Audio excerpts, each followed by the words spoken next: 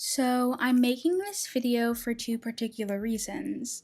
A, because Anastasia got added to Disney Plus, and B, because Olivia Mendel made a great and highly entertaining commentary watch-along, which reminded me how much I truly love this movie. I've linked it in the description box, so definitely check it out if you can.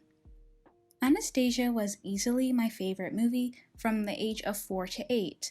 I watched it weekly, basically memorized the script, and sat so close to our TV that it was burned into my retinas.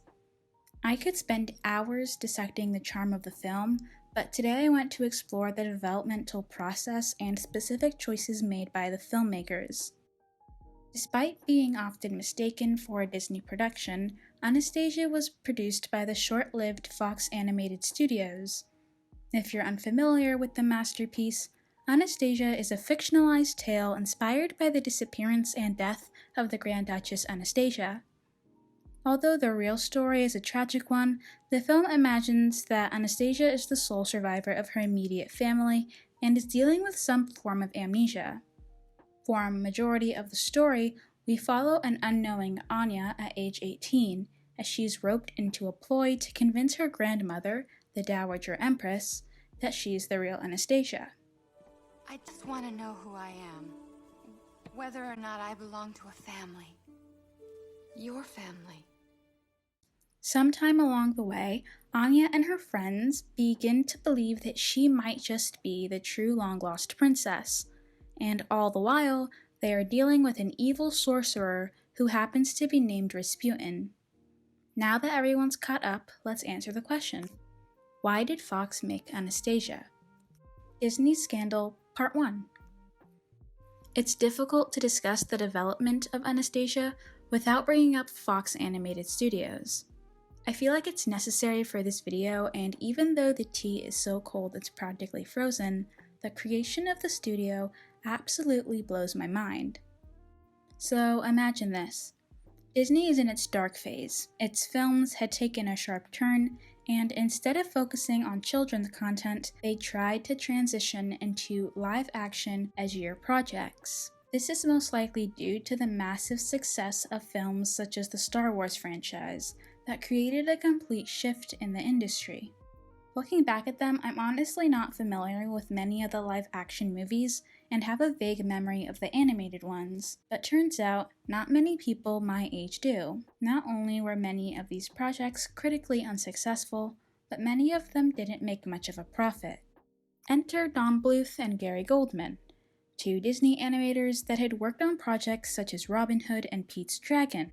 This was until September 17, 1979. During the production process of The Fox and the Hound, Don Bluth, Gary Goldman, and 9 other animators resigned to create a rival company, which would become Fox Animated Studios. There appear to be several reasons for this change. A, because animators weren't satisfied with the decision and training process of Disney. B, because they weren't satisfied with the quality of the work they were producing. And C, because of unfair treatment of women at the company. Despite this, Disney didn't really seem that bothered. I think one super interesting thing is that although these animators left, their later projects feel so similar to the Disney style.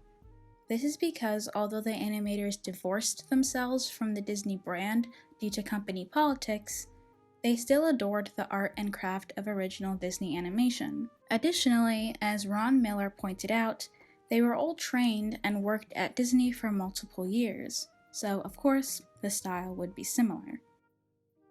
Story development. The film is such a divergence from the real story, obviously because it was geared towards children, but I also wanted to find out how the team at Fox decided to make specific narrative decisions. What I learned is that the film is not only inspired by real life, but that it's also inspired by the 1954 play by a French playwright named Marcel Moret. In the play, Anya is found in a Berlin asylum and is roped into a plot to get her $10 million inheritance. This play, and any subsequent fascination with the idea that Anastasia lived into adulthood, was brought upon by the case of Anna Anderson, who claimed she was Anastasia. Although this was later debunked, the idea did inspire multiple works, including the 1997 film. Additionally, researchers at Fox Studios worked with former CIA agents to learn as much about real-life events as possible. Although the initial script was a gritty political drama, it was later rewritten into the lighthearted romantic comedy we know and love today. Hey. Oh! Oh, sorry, I thought you were someone else. Oh, it's you. Well, that's okay then. Come on, we gotta go.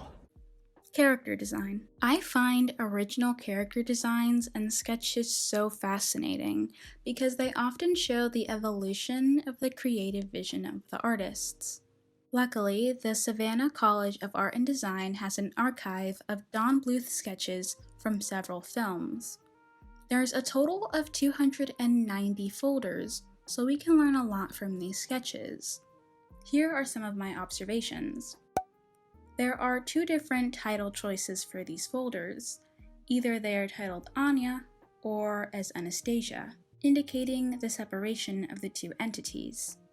There were supposed to be other sidekicks called Jean-Claude and Masha, even a cat named Tilly who could have been Puka's love interest. In these sketches, you can clearly see the 90s influence on Anastasia's hair and style. Some sketches show the different styles that Bluth was drawing Anastasia in.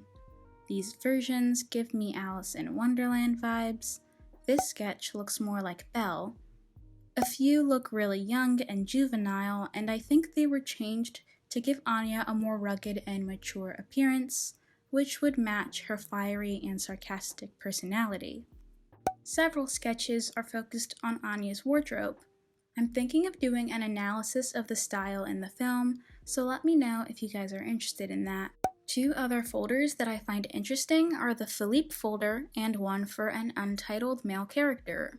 These two folders showcase the evolution of the Dimitri character. I assume that Dimitri was once called Philippe. The Philippe sketches are a lot more similar to Dimitri, although some of the other sketches appear like they could be him. They could also be a scrapped character or a possible villain. Rasputin. I also want to talk about the villain Rasputin. Narratively, he makes a lot of sense. I think he adds substance and conflict to the story, and he feels like a classic campy Disney villain, not to mention the fact that In the Dark of the Night is one of my favorite musical numbers in the film. However, we do need to discuss the flaws in the addition of this character. Rasputin was already dead by the time period that the second half of the film takes place. In Anastasia, he remains alive by selling his soul and then uses his evil spirit creatures to hunt down Anastasia so he can end the Romanov line. So it's clearly inaccurate, but then again, the whole film is, and accuracy isn't something I look for in an animated film as long as they remain respectful. Although reception to these changes was generally positive, I think it's important to recognize that people do consider this depiction of the story, no matter how fictionalized it is, as a disrespectful and harmful portrayal that will mark the real Anastasia's legacy. In order to counteract this, I would recommend reading up on the real Anastasia in order to better distinguish fact from fiction. But I would like to add that the real story is tragic and at times upsetting, so be careful. I also discovered that at one point they were toying around with the idea of the villain being a police officer or detective who was trying to foil Dimitri's scheme. These sketches seem like they could have possibly been this character, but I guess we'll never know. Music. Besides the fashion in the film, I think the music is my favorite feature, and I think it's definitely a factor that contributed to the longevity of Anastasia. The soundtrack was written by Stephen Flaherty and Lynn Ahrens. Can I just say that every song in this movie is a banger? Journey to the Past is beautiful, and the Once Upon a December sequence is mesmerizing. The music earned the film 2 Academy Award nominations for the 1998 Oscars, but ultimately lost to The Full Monty and Titanic. And the songwriters went on to create a Broadway play. Although I've never seen it, the cast recording is amazing, and if you don't have the time to listen to it in its entirety, I would recommend In a Crowd of Thousands. I feel like it really captures the essence of the musical. Disney Scandal Part 2. Anastasia had an extensive marketing campaign, which had a budget of $50 million, which exceeded the marketing allowance for other Fox blockbusters like Independence Day. With sponsors like Macy's and Burger King, Anastasia looked like it was going to be a real competitor to Disney, so they allegedly sabotaged the release of the film. A week before Anastasia was released, The Little Mermaid was re-released, and soon after, Flubber was released. All I can say to that is yikes. Despite these attempts, Anastasia ended up making around $140 million and was the most profitable film from Fox Animated Studios. I'm curious, what do you think of Anastasia? If you enjoyed the video, don't forget to like and subscribe, and I'll see you in the new year.